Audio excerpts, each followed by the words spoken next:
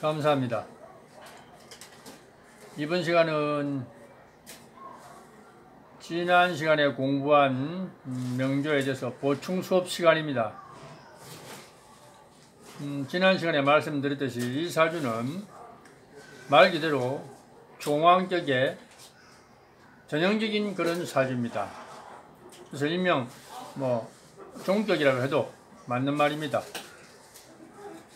그러나 말씀드렸듯이 이 종화와 종제와 종관의 그런 종격의 종류가 아닌 일간이 대단히 신왕, 비겁으로서 이루어진 신왕한 경우에 해당하는 그런 종격 사주다, 이렇게 이제 평가를 해야 되는데, 그 이유는 일간이 주체가 되어서 신왕 신강해진 사주는 정격의 사주와 같은 맥락에서 들여다볼 필요도 있다라고 말씀드린 바 있습니다. 그래서 이제 보충 수업 시간인데, 지난번에 말씀드리지 않았던, 그냥 크게 봤을 적에 수왕하니까 그 흐름을 순행의 방향으로, 목화의 방향으로 운이 흘러 주어서 어떤 조후의 밸런스를 그나마 조금이라도 어떤 유지해 주는 방향성이 좋다라는 차원에서 임묘진 사음이 행운이 대운의 어떤 방향성이 좋다라고 얘기했는데, 물론 그것도 분명히 맞는 어떤 경우에 해당한다고 말씀드릴 수 있습니다. 그러나 혹자들은 종격의 완강한 사주들은 재운이 와버리면, 특히 신왕한 신강한 사주 재운이 와버리면 행운에서 궁급 경제가 일어난다는 거, 그것도 또 이론상으로는 있습니다.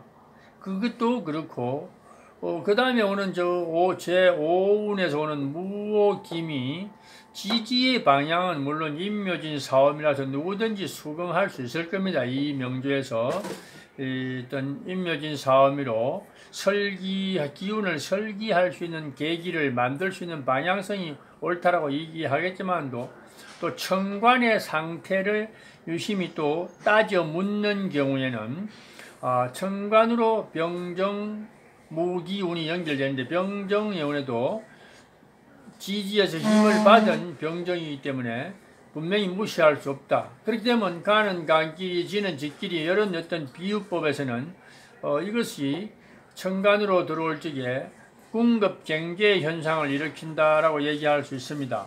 물론 그것도 이론상으로 맞는 말씀입니다. 그 다음에 들어오는 무기도 지지에서 건을 완전히 얻고 들어오는 운이기 때문에 관살의 역할을 할 수밖에 없습니다.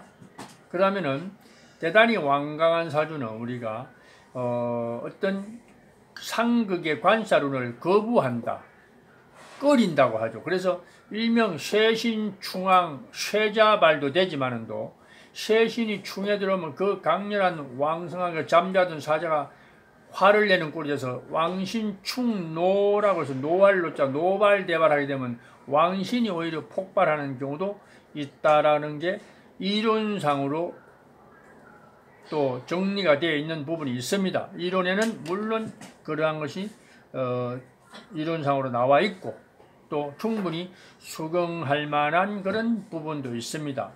그러나 제가 여기서 실제 운명 감명에서 말씀드리고 싶은 것은, 궁급쟁제 현상이나 없는 운이 들어오면 큰 분란이 생긴다는 거 물론 종종 경험하고 있습니다. 그러나 명리의 근본 토대가, 가장 원초적인 명리의 이치가 음양의 이치고 조후가 먼저라는 겁니다. 그래서 이 종격도 조후를 봐야 할 때가 있다. 그러나 일반적인 종격은 종격에 생조하는 운이 와야 됩니다. 그 일반적인 종격이라고 하는 것은 종화, 종제, 종살명, 이런 거 종살명 얘기하는 겁니다. 그러나 신왕격의 종격은 일반 정격의 경우의 수와 운세를 적용하는 방법이 유사하다고 했습니다. 그래서 이 경우에는 궁급쟁제 효과보다 조후의 밸런스를 맞춰주는 효과가 더 크다. 그런 차원에서 이 당사자가 이 시기에도 큰 꼬꾸라짐이나 어떤 큰 분란 없이 무사히 왔다. 이렇게 보면 됩니다. 물론 늦은 결혼이라고 하니까 명진정사 이런 데서 이제 결혼을 했다라고 할 수 있겠지만도 이때 제가 와서 결혼을 했다라고 얘기하기보다는 우리가 조후가 좀 더 무르익어서 결혼이든 재물 축적이든 이렇게 유연하게 무난하게 이어갔다 이렇게 얘기하면 됩니다.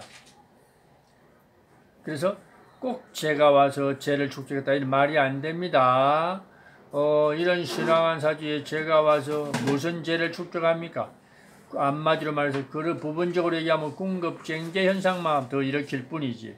그러나 신왕한 신강한 종격의 사주는 정격의 구조와 같은 맥락에서 사주 분석을 해야 되니까 부족한 조우를 그나마 이런 운행의 대운의 흐름에서도 어느 정도 좀 보충해주는 그런 효과가 있다라는 차원에서 사주를 읽어주는 것이 더 현실적인 사주 감명법이다 이렇게 봅니다. 그래서 우리가 이론에 있는 그런 부분적인 이론을 바로바로 적용해서 운명 감명을 하면은 아무래도 많은 어떤